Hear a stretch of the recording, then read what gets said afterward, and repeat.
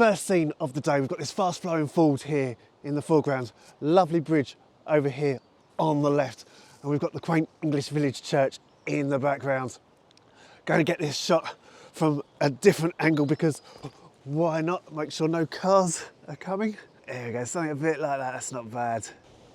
So video today, 3 ways that I approach landscape photography. Now, you know, before I go into it, I'm just thinking, is it worth waiting around, see if a vehicle comes through this ford? Nice fast shutter speed, get the spray coming up over the sides. I think the ford's a bit too deep though for any vehicle trying to risk that today. And that brings me on to point number 1. Point number 1 of my 3 approaches to landscape photography, and that is patience. And patience comes in 2 forms for me. The first is waiting around for the right conditions, the right light, the right moment. I really do admire photographers who can just wait in a location hours on end, waiting for that right moment, waiting for the right bit of light to illuminate their scene in question. It's something I've not been able to do. I just can't do it. I kind of get to a scene, shoot what I see when I'm there, and then move on to the next.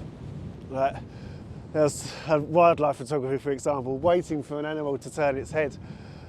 I was out in the countryside last summer and found some deer, and my finger was getting cramp as I was waiting for this deer to turn its head to that right moment. I must have been waiting like 10-15 minutes for it to do so. And that brings us to this scene here today. This viaduct isn't just a bridge for the sake of it, it is a railway line. What I aim to do is wait for a train to come along, capture and add some depth to this scene. Of course, I don't know how fast the train's going to be moving, so I'm going to have to play around with the shutter speed. Do I want a nice fast shutter, capture it nice and sharp, or do I want to go a bit slower and get a bit of an artsy scene? And of course, like I say, there's 2 parts to being patient as a photographer. And the second is, when you're starting out, just be patient, find what you enjoy doing. Get used to how your camera works, get used to the settings, get used to being out and about. Like I say, you can't learn from sitting watching YouTube videos. You've got to get out with your camera, find what works, and just go with it.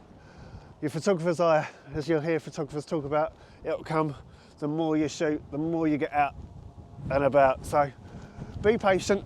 If you feel like you're getting frustrated because you're not able to take shots like what you see, which I'll come to later on in the video, keep at it. It will come, I promise you.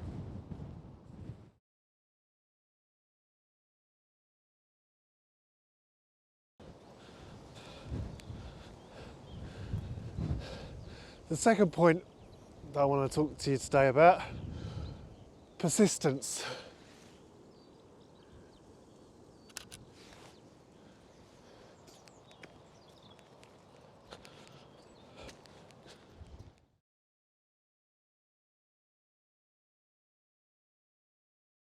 So the second point, persistence.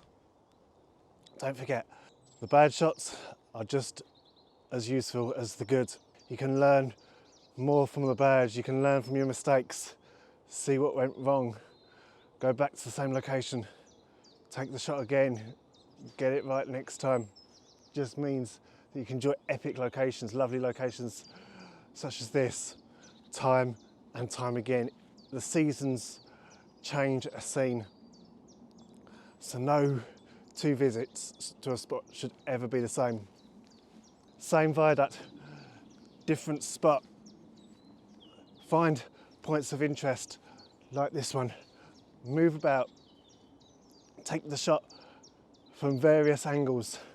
Every single angle that you can think of, that's the way I try and operate. If you can get a shot from every single angle, review it back in Lightroom, so that when you come to this sort of location again, okay, you know what works, what doesn't. It comes back to patience. You find what works with the photographer's eye. The more shots you take, the more experience you get, and eventually the less shots you'll need to take, because you'll be walking along and go, hang on, I know that shot doesn't work.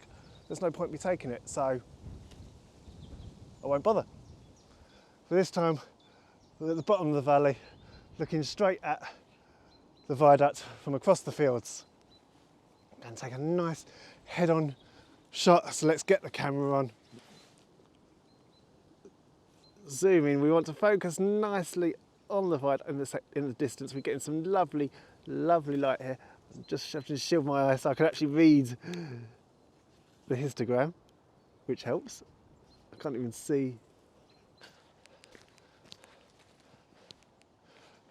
I've moved just a couple of yards just further down from where I was filming there. We've got this road that leads you into the scene. Shame about the bin, but not much we can do about that, really, is there?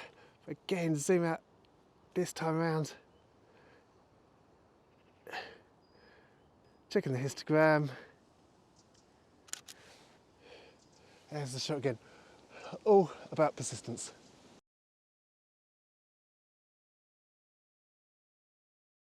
So we've had 2 of my 3 approaches to landscape photography: patience, persistence.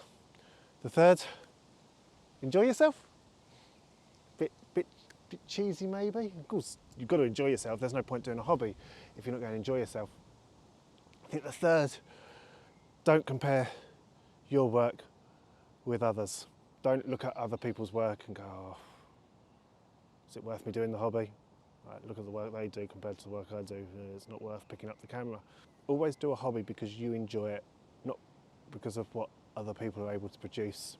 I go on Instagram, Vero, Reddit all the time and I see these amazing shots from some amazing photographers. And I think to myself, yeah, I'd love to be able to take that shot. But at the same time, I've developed my own style. I've developed my own approach to photography. So yeah, while I kind of think to myself, yeah, it'd be nice to be able to take a shot as good as Thomas Heaton and Mads Peter Iversen, who really do take special shots. I'm not worried if I can't. I've got my own stamp on photography, at least I hope I do. And of course, if one day I can take an image as good as them, brilliant. If not, I'm not worried. It's just great being outdoors with the camera, hearing the birds song on a day like this, sun out. What more could you want? Maybe a lovely location like this. But if I don't, it's not an issue. It's just lovely being outside, getting out and about, seeing the world. Thanks for watching.